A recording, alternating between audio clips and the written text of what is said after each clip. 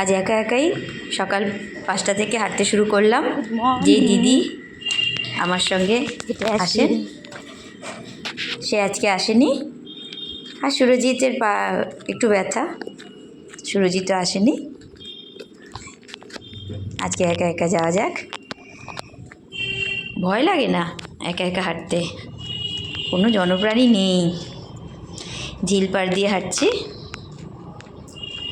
এক আধজন মানুষ দরজা খুলে বেরোন।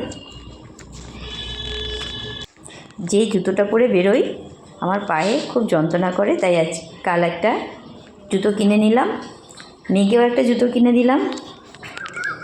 দেখো চারপাশে একটা জনপ্রাণী নেই, কি সুন্দর ফুল পড়ে আছে, খুব ভালো লাগে আমার ফুল। মেয়েকে আর একটা জুতো দিতে চেয়েছিলাম, কিন্তু ছোট হলো বলে সে এমন তাণ্ডব করলো যে আর দিলামই না তাকে। রাতে আমার বান্ধবীও কল করেছিল, বলল তোর ভিডিও দেখি, আমার খুব ভালো লাগে, তুই আমার পাড়া দিয়ে হেঁটে যাস আর আমাকে ডাকিস না।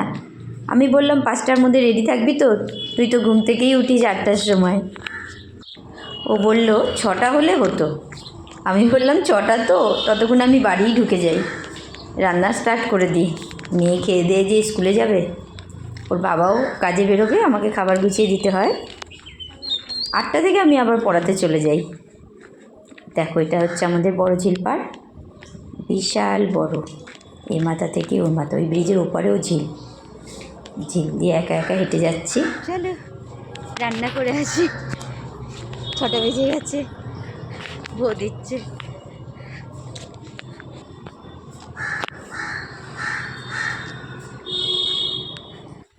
মেয়ে জুতো নিয়ে তাণ্ডব করেছিল, তাই ওটা ফেরত দিয়ে নিজের জন্য একটা কেউ না থাকে মর্নিং ওয়াকের জন্য প্যান্ট কিনলাম। যেদিন কেউ থাকবে সেদিনও যেতে হবে। ঝিলটা দেখো কত সুন্দর, 5:45 বাজে, কি অন্ধকার ঝিল। হাঁটতে হাঁটতে এক ঠাকুমার সঙ্গে দেখা হয়ে গেল, উনিও হাঁটতে বেরিয়েছিলেন। আমি বাইক পাড়ায় থাকি ঠাকুমা, তুমি হাঁটতে বেরিয়েছ? আচ্ছা, গুড মর্নিং। আমি আবার বজরংবলীর খুব ভক্ত, চোখ খুলেই আমার বজরংবলীর ছবি দরকার, তাই আমি ঘরের চারপাশেই বজরংবলীর ছবি লাগিয়ে রাখি। আমার হাজব্যান্ড আবার শিব ভক্ত, ও একটা শিব পার্বতীর ছবি রাখে।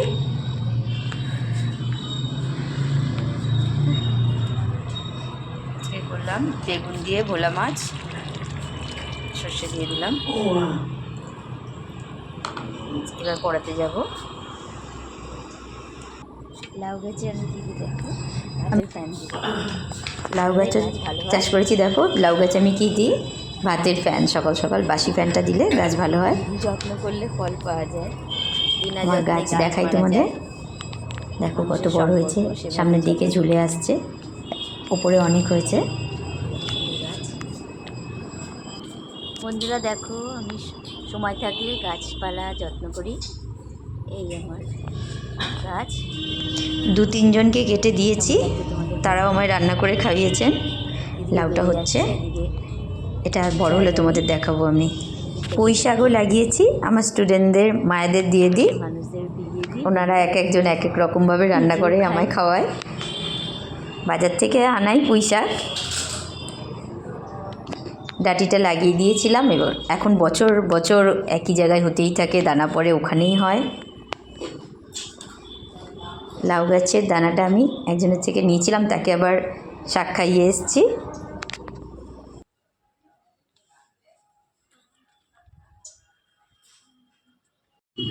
এই যে আমার পেঁপে গাছ, আজকে 3 বছর ধরে পেঁপে গাছটা সার্ভিস দিচ্ছে।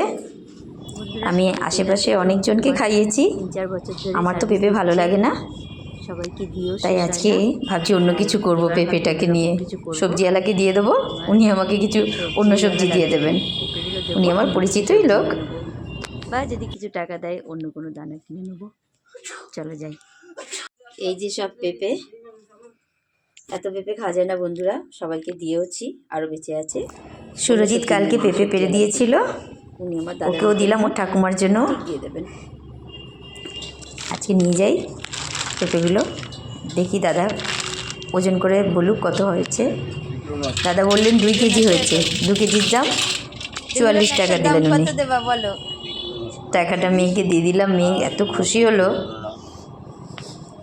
বাচ্চা মানুষের মন তো, পেঁপে তো খায় না, টাকা দিয়েই 44 টাকা দেবা? বাবলি টাবলি কিছু কিনে দিয়ে দাও, খেয়ে নেবে। আমার মেয়েকে হাত খরচ দিয়ে দেবো।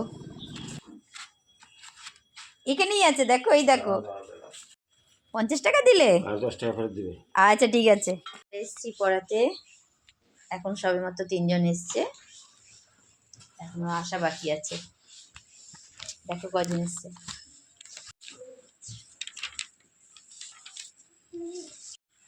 সারিয়া মুদয়া, আচ্ছা, গুড মর্নিং সারিয়া। অনুরাগজি, তোমাকেও গুড মর্নিং। ইয়েস, তোমাকে গুড মর্নিং। আজকে মুডটা অফ কেন? স্যাটারডেতে পড়া তাই নাকি ড্রয়িং করতে দিলাম না তাই? সকাল সকাল কে ড্রয়িং করে?